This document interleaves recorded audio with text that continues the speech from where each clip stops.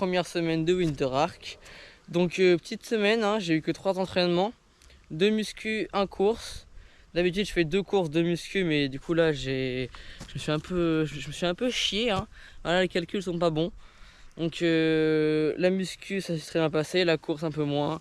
On va débriefer tout ça, on va voir comment ça s'est passé tout simplement. Puis c'est les derniers calibrages. Donc voilà, du coup je vous reprends en petite voix off pour vous expliquer tout ça. Donc dans un premier temps, quand je parle de musculation, je parle plus de calisthénie, de street workout, parce qu'en fait j'ai envie de développer des compétences avec mon corps, et les machines ça m'intéresse pas tant.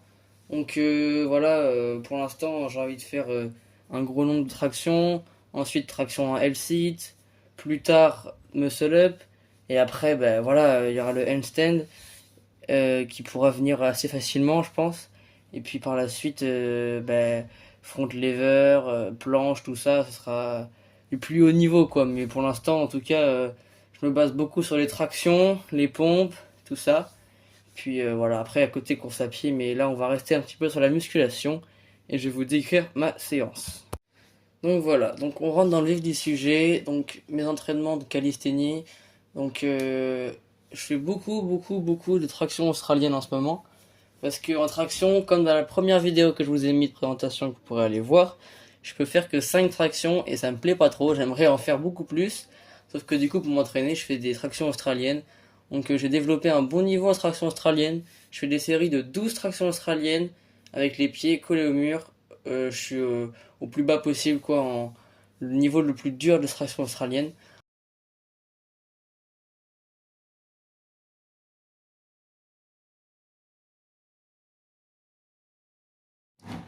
Donc une fois que j'ai fait 2 à 3 séries de traction australienne, pour prendre un peu de repos et travailler aussi autre chose, je travaille le L-sit, parce que le L-sit c'est un bon début à travailler, et comme ça après je pourrais faire les tractions à L-sit, et même c'est sympa. Donc du coup je le travaille, donc c'est pas très précis dans l'entraînement, hein, c'est vraiment juste je me suspends et ensuite je tiens le plus longtemps possible. Des fois j'écarte les jambes pour tenir un peu plus de temps à la fin, je le fais au feeling, et une fois que je suis cramé, souvent c'est au bout de 2-3, ensuite je termine ça, je fais une petite pause, après je repars en traction australienne. Donc voilà, j'alterne comme ça. Donc en tout dans ma séance de traction australienne et de L-sit, je fais environ entre 3 et 6 séries de traction australienne. Et ensuite, du coup, à l'intérieur, j'incorpore 2 à 3 fois du L-sit. Donc une fois que j'ai fini mes tractions australiennes et que j'ai bien bossé, que je sens que je commence à être bien cramé et qu'il me reste de l'énergie, je finis par des pompes. Parce que de toute manière, c'est pas le même exercice. Les tractions australiennes, c'est du tirer. Les pompes, c'est du pousser. Donc musculairement, j'ai encore de la force. Et du coup, en énergie, c'est ce qui me demande le moins d'énergie de faire des pompes. Donc je le fais en dernier. Donc pour les pompes, je fais un roulement. Je commence par les pompes écartées. J'en fais une dizaine. Ensuite, je fais les pompes normales. Donc largeur des épaules, les bras qui viennent le long du corps. J'en fais entre 10 et 15. Et je finis par les pompes diamants. Donc là, j'en fais entre 5 et 10 parce que c'est plus compliqué.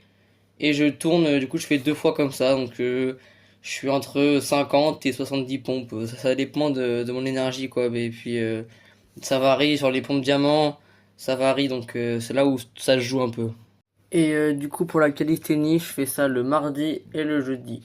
2 fois par semaine. Après, à voir si plus tard je fais 3 4. Pour l'instant, je suis à 2 fois par semaine. Puis voilà, quoi. Donc pour la course à pied, je faisais quand même la muscu 2 fois par semaine. Donc là, cette semaine, j'ai pas pu parce que d'habitude, je faisais entre 9 et 11 kilomètres. C'est ce que j'avais pour l'instant comme niveau. Et mercredi, je me suis chauffé et j'en ai fait 15. Donc ça l'a fait et tout physiquement. Mais ce week-end, j'ai senti une petite douleur qui s'est réveillée dans les genoux. Donc j'ai pas recouru ce week-end. Donc c'est pour ça que j'ai couru qu'une fois dans la semaine. Donc là, c'est pas grave, hein, juste prochaine course, je ferai un peu moins de 15. Donc 15, je sais que je suis possible, mais après, ça tire un peu, quoi. Donc je vais y aller un petit peu plus progressivement. Donc vu que entre 9 et 11 kilomètres c'est entre guillemets simple, je vais essayer de faire des 12, 13. Et puis après, je vais augmenter. Mais c'est vrai que j'ai senti que sur les 2 derniers kilomètres, ça a commencé à vraiment tirer. Et je sais pas si c'est bon, donc voilà quoi. Donc voilà, merci d'avoir regardé. C'était la semaine 1, c'était surtout pour montrer le déroulé général. Et puis la prochaine fois, on essaiera de plus vlogger ça pour la semaine prochaine et d'aller plus en détail dans mes séances, dans mon ressenti. Si vous voulez suivre l'aventure du Winter Arc, abonnez-vous tout simplement et likez pour me donner du soutien parce que c'est première vidéo donc faut que ce soit un petit peu référencé là. Merci.